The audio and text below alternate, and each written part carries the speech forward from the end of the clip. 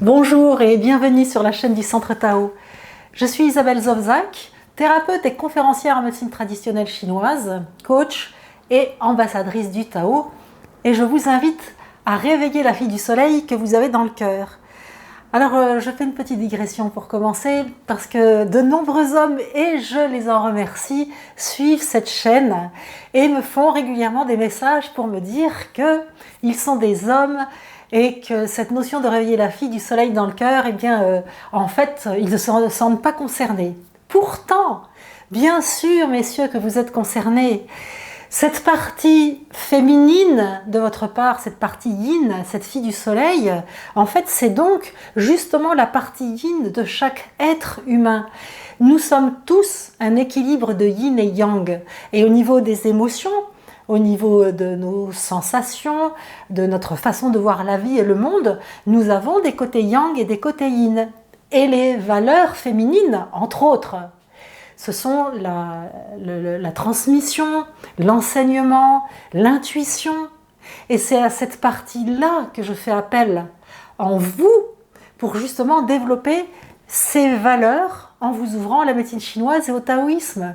Donc, messieurs, soyez heureux de réveiller votre partie yin, assumez-la. Il n'y a pas de plus bel équilibre chez un homme que justement de cultiver cette partie féminine. Vous n'avez qu'à demander aux femmes ce qu'elles en pensent, et à mon avis, elles seront tout à fait d'accord avec moi. Cultivez cette partie yin, soyez fiers de réveiller la fille du soleil que vous avez dans le cœur, tout comme les femmes, à qui je m'adresse également, et je m'adresse souvent, et même la plupart du temps, quasiment tout le temps, aux femmes, parce que pour moi, comme pour beaucoup d'autres femmes, là je peux vraiment parler en généralité, eh bien les femmes, ce sont elles qui s'occupent de soigner la famille et de nourrir la famille. Donc c'est par elles, la plupart du temps, que passe le message des soins de la famille. Les soins aussi bien de nutrition que des soins dans la maladie, mais aussi que des soins dans les émotions. Les femmes harmonisent la famille. Alors, messieurs, soyez d'autant plus contents, heureux, fiers de vous, si vous voulez développer cette partie-là en vous. Donc, nous sommes d'accord que nous avons tous une partie yin, féminine, une fille du soleil dans le cœur, que nous éveillons, que nous élevons en suivant cette chaîne et les enseignements que je vous transmets. Je ne suis qu'un messager. Ça, c'est ma vocation. Je le sais, je suis un messager. Alors, nous démarrons ensemble cette 3e saison de diététique et de diétothérapie chinoise. Et nous allons démarrer par la notion de saveur. Donc, le titre de cette capsule, c'est « Est-ce que le citron est bon pour le foie ?» Alors, à la fin de la vidéo, déjà, je vous enverrai directement sur une vidéo que j'avais faite en première saison et qui traitait d'une généralité sur les 5 saveurs.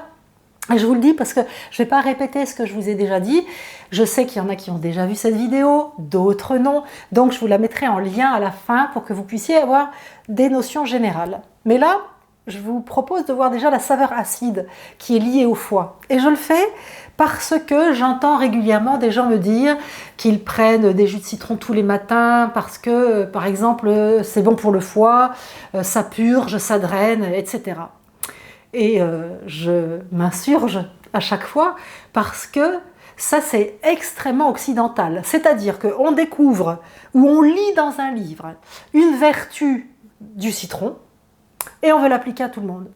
On va dire le citron est bon pour ça et on ne va pas le dire il est bon pour tel profil de personne et il n'est pas bon pour un autre profil de personne.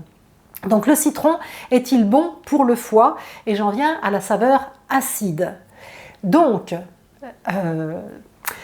ça fait j'allais dire des siècles, mais non, ça fait des millénaires que les hommes, et là quand je dis les hommes, c'est non-genré, je m'adresse au genre humain, attention, donc ça fait des millénaires que le genre humain mange ce qu'il trouve, parfois à ses dépens, et qu'il classifie les aliments comme étant comestibles ou comestibles après cuisson, ou alors entraînant tel ou tel effet. Le premier homme qui a mangé trop de racines de rhubarbe s'en est souvenu très longtemps parce que ça lui a déclenché des diarrhées phénoménales. Donc nous, à notre époque, nous avons des aliments à disposition, tout ce que nous voulons à disposition et nous ne nous posons plus la question de savoir si c'est comestible ou non. Nous faisons confiance, mais pendant des millénaires, des hommes ont cherché à voir ce qui était comestible ou pas et à voir les effets. Et les Chinois l'ont fait d'une façon complètement exceptionnelle et complète. Et ce qui est grave à mon sens, c'est que toute cette richesse d'avoir classifié toutes les vertus thérapeutiques des aliments, cette richesse-là n'est absolument pas enseignée dans les facultés de médecine occidentale, ni dans les facultés de diététique occidentale. Et c'est un manque énorme parce que du coup, moi je me retrouve régulièrement avec des gens qui ont pris des habitudes alimentaires en croyant bien faire et qui en fait se déglinguent parce que cette habitude-là n'est pas faite pour eux. Donc aujourd'hui, nous avons accès à tout un savoir que je vous transmets par rapport au citron. Donc le citron, ça a une saveur acide et il y a plein d'aliments évidemment qui sont classés dans la saveur acide, comme la tomate, les épinards, les haricots azuki, plein d'aliments. Aussi bien au niveau des céréales, que des légumes, que des fruits, que de la viande, de tous les produits animaux. Et là aussi, si vous n'avez pas encore téléchargé le tableau de toutes ces saveurs, de tous ces aliments, vous verrez que en suivant la vidéo que je vous mets en lien à la fin de cette capsule, eh bien vous pourrez également télécharger le tableau des aliments selon leur saveur. C'est pour ça que je le redis et que je n'y reviens pas. Alors, donc le citron, oui, la saveur acide. Quel effet a-t-elle sur le corps? Donc, la saveur acide, en priorité, elle est liée au foie. Et, alors là, écoutez bien, effectivement, la saveur acide purge le foie. Donc là, on va se dire, génial, je veux me purger le foie, je vais boire un citron tous les matins. Mais qui vous dit que vous avez besoin de vous purger le foie? La saveur acide, quand elle est consommée en excès, alors en excès, c'est trop régulièrement, par exemple tous les jours, prendre un jus de citron tous les jours, c'est très régulier et ça peut être très néfaste, comme boire un jus de tomate tous les jours. Il n'y a rien qui soit consommé au quotidien, à part l'eau, qui soit bénéfique. Il est très très important de varier. Alors évidemment, si on prend quelques gouttes de citron dans sa salade régulièrement, c'est pas néfaste, mais si on boit un ou deux jus de citron, ou en été qu'on boit beaucoup de jus de citron, là ça peut être néfaste, il faut le savoir. Alors déjà la saveur acide, quand elle est en excès, elle va abîmer tous les tendons et tous les ligaments. Et je vais vous expliquer pourquoi, parce qu'on pourrait se dire, ça c'est du chinois, c'est ésotérique. Mais ce n'est pas ésotérique du tout, du tout, du tout. La capacité de la saveur acide, c'est d'être astringente, de retenir. Donc, par exemple, à une personne qui transpire énormément, si on veut aider son corps à retenir ses liquides physiologiques, on va pouvoir lui donner du citron. On en donne également à des personnes qui ont des pertes diverses et variées. Ça peut être des pertes vaginales chez les femmes ou des spermatorées chez les hommes. Alors, j'ai dit citron.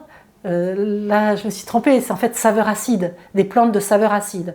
J'ai pris le citron comme exemple et comme titre parce que c'est parlant, mais cette capsule recouvre malgré tout les aliments de saveur acide. Donc, vous disais-je, ça sert à retenir. Il y a même classé dans cette catégorie des aliments acides et des plantes acides ce qui est astringent, c'est-à-dire encore plus puissant et qu'on donne vraiment comme remède quand il y a des grosses déperditions de liquide. Ça, c'est d'accord. Alors, on va déjà voir que si une personne, par exemple, ne transpire pas du tout, ça va être délicat de lui donner de la saveur acide. Cette personne-là, déjà, elle peut se demander si le citron est bon pour elle de façon récurrente. Vous voyez déjà où je veux en venir, comment on va nuancer tout ça? Alors, je vous disais, en presque préambule, que le citron, la saveur acide, purge le foie. Mais quand on a un problème de foie, y a-t-il toujours besoin de le purger? Que nenni! il y a des personnes qui vont être en ce qu'on appelle en plénitude, c'est-à-dire par exemple que leur foie va être enrobé de graisse, va être donc un foie gras, de personnes qui n'ont aucun vide d'énergie mais qui par contre sont très nerveuses, très agitées, qui elles aussi ont ce qu'on appelle en médecine chinoise une surpression du foie, c'est-à-dire un blocage de l'énergie. Ces personnes qui sont en plénitude peuvent, oui, avoir un besoin de purger leur foie.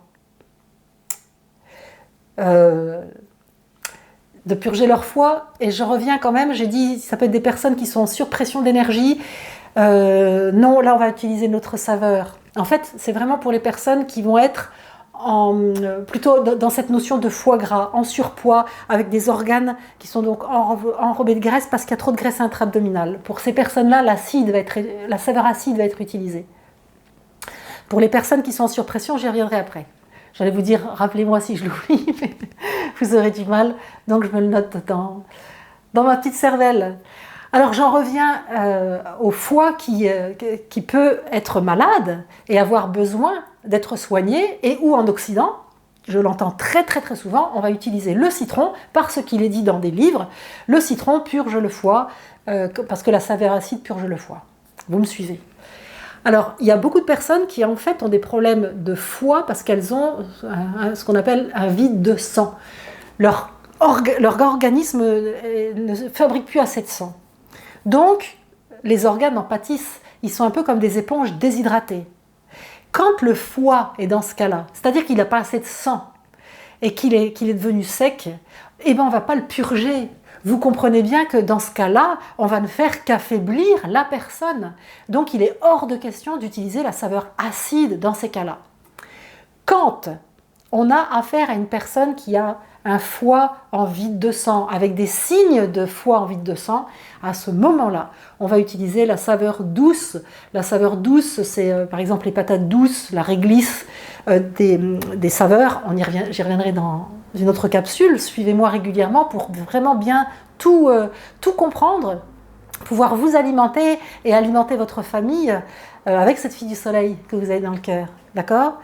Donc, cette personne qui a un foie sec, un vide de sang, on va lui donner plutôt des aliments de saveur douce pour aider son corps à fabriquer plus de sang et à venir arroser son foie. Il va falloir nourrir son foie et non pas le purger. Donc, est-ce que le citron est bon pour le foie? Ça dépend de chaque personne.